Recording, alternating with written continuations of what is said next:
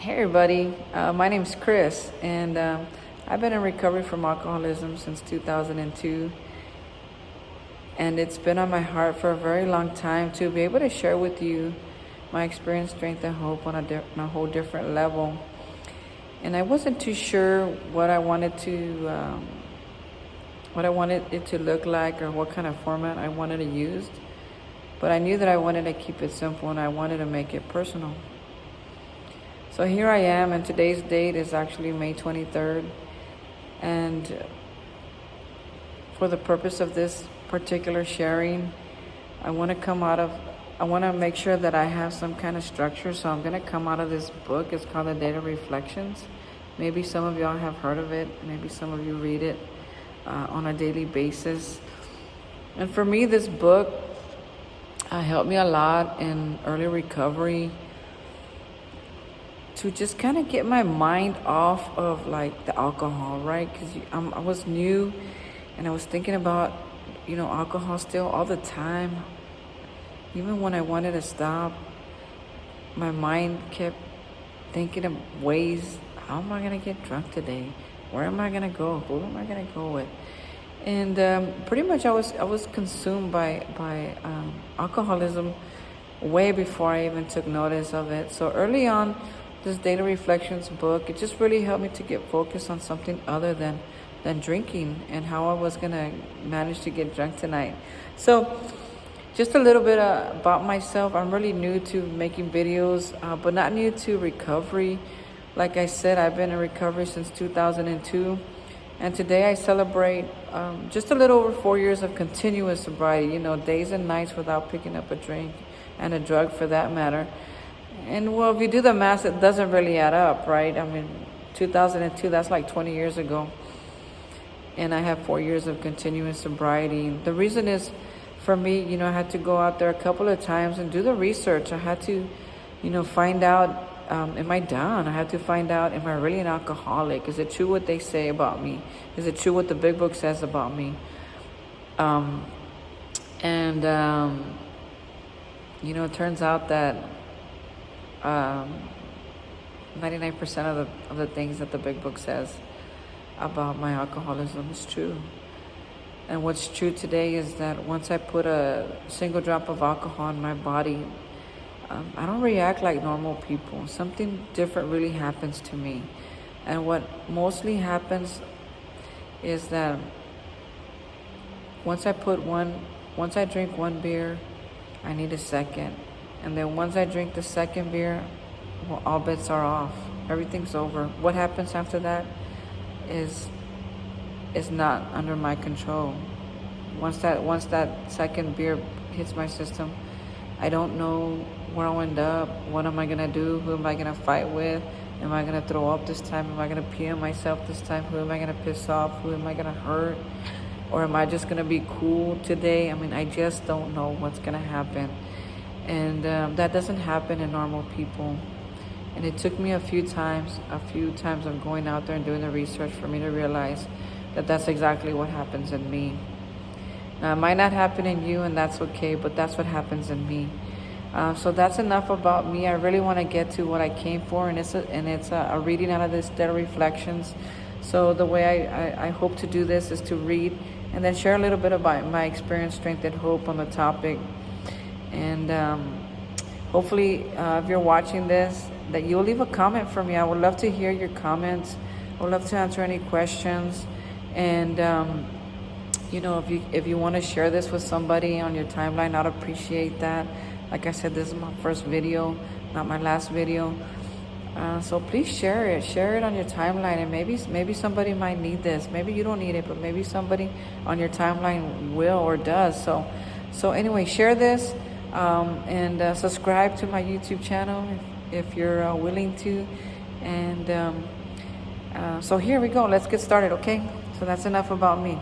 So today is May 23rd, and the Daily Reflections for today says, when the spiritual malady is overcome, we straighten out mentally and physically. And that's straight out of the Big Book of Alcoholics Anonymous on page 64.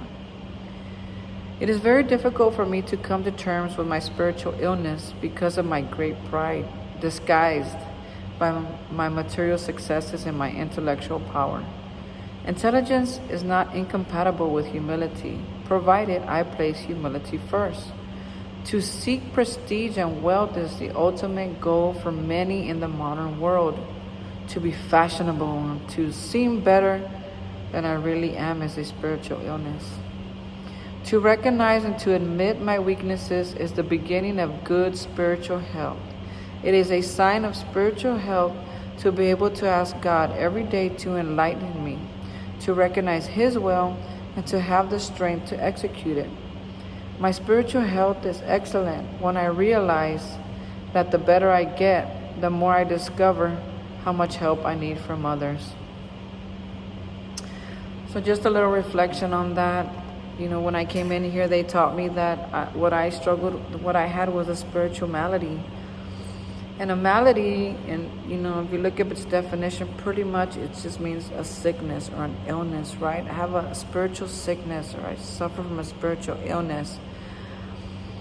And that I needed that for me to survive, I needed a spiritual program, which is what I found in the rooms of Alcoholics Anonymous. And the reflection goes on to say that all those things that I want are great, you know, the material things that I want, the success that I want, that's all great. But for somebody like me, it's important that I put humility first before that. What does that look like? Well, it means that, you know, that for me it looks like, well, I pray and I give thanks. Give thanks for what I have, how little it may seem. You know, I have a roof over my head today, and I used to be homeless when I got here. You know, I have a car today, which means I have a driver's license and insurance. And when I got here, I mean, I didn't have none of that. My driver's license had been taken away, and I had to take the bus everywhere. Sometimes I would walk because there was no bus routes to take me to certain areas. So I'd walk a lot.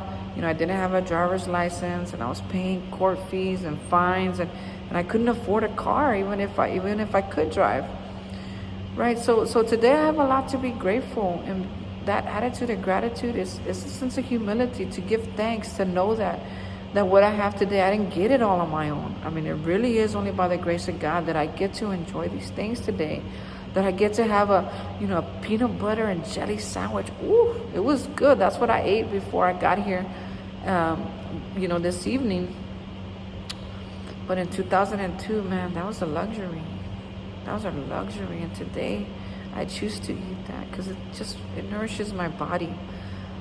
And, I'll go on further, just a little further, to say that for me, humility, it didn't just have to come first. It had to come during, and it had to come afterwards. You know, to be grateful, like, man, God, I'm in positions today I never imagined I could be in. You know, I'm in leadership roles at work that nobody would have trusted me with before I came into Alcoholics Anonymous.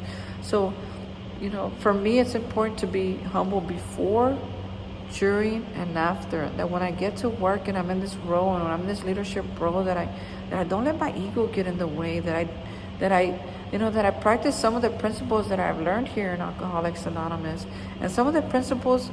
There's a tradition, and I love it so much. It reminds me, and I'm sorry that I don't know which one it is. It could be 5, it could be 10. I'm not sure, but somewhere in the traditions it says that titles have no real authority. So when I go to work, I could be the lead, I could be the GM, I could be the store leader, I could be whatever. But in the spiritual realm, I have no real authority. Humility is important when I'm showing up to work. How I show up to work is important. How I treat my coworkers is important. How I treat my family when I get home is important. I can't be awesome at work and then go home and treat my family like crap. And I can't go to a meeting or be in my circle and act great, and then go to work and act like a total jerk. I mean, for me, it's very important to keep that balance all the way around, to be humble in everything that I do. And then when I get home, the humility afterwards is like giving thanks before I go to bed. Thank you Thank you, God. Thank you, higher power. Thank you that I'm sober today. One more day sober. I'm gonna sleep in a nice, comfortable bed tonight. You know, I get to put the AC or the heater as far up or as far low as I want to, and that's only by the grace of God. I didn't. You know, I wanted all those things, but I didn't know how to get them, left to my own devices. So it's important for me that while I'm on this journey, you know, one day at a time, to keep some humility in my life, so that I may be grateful. Now, you know, honestly, that not every day is great. I have a good life, but I can't always see it. I have a good life, but I can't always enjoy it. I have a good life, but I can't always share it with others. Why? Because I get stuck. I get stuck in my head about all these thoughts, what I don't have, what I want, and I can't seem to achieve it. You know, yet while I'm spending all those time spinning my wheels in my head, my life is progressing. It's like gonna go on whether I get on it or not, whether I stay on the road or not. My life is happening, and it's great. And I can jump off at any time, and I can, you know, veer off the road at any time. But for me, that could be dangerous, you know, to get distracted, to get caught up in these thoughts that, oh man, people don't hang out with you because you don't drink, or to get caught up in thoughts, oh, if you only had this much money in the bank, then you would be this or you would be that. And the truth is, I've learned by staying here just long enough, just one more day, I got to see that I have something. I have experience to share with you guys. I have strength that has come about from trudging this road of happy destiny. And I have hope today that tomorrow, if I don't drink tonight, tomorrow I stand a chance. If I drink tonight, well, it's all over. It's all over for me. It's all over for those around me. It's all over for my dogs. It's all over for my place. It's all over for my job. I mean, and I'm guilty. I'm guilty of doing it before. But today I have the choice. I have a solution that works. I have a way of life that I never had before, you know. And I love my mom. You know, my mom passed away in December, and it's been kind of hard for me to get back on the road, to get back into my program fully. But what I do know is that, you know, that I have a choice today. I have a choice. I didn't have choices before I got here. Drinking was all I knew. Drinking was the only choice I had. But today I have a choice. I can live my life really nice and simple, or I can get it all complicated. And it's all up to me. And it's you know, it's all up to me. There's so much more I can say, but I really want to keep this short. So please, I hope you've got something out of this share. I hope you can get a hold of this book. You can actually look it up at a.org, or just put it on Google, or whatever, Safari, whatever internet you use, just put it on there. Daily Reflections, A for today, and you'll come up, and hopefully you'll read it, and hopefully you'll share this video. I'd love for you to subscribe to my channel if you're willing to.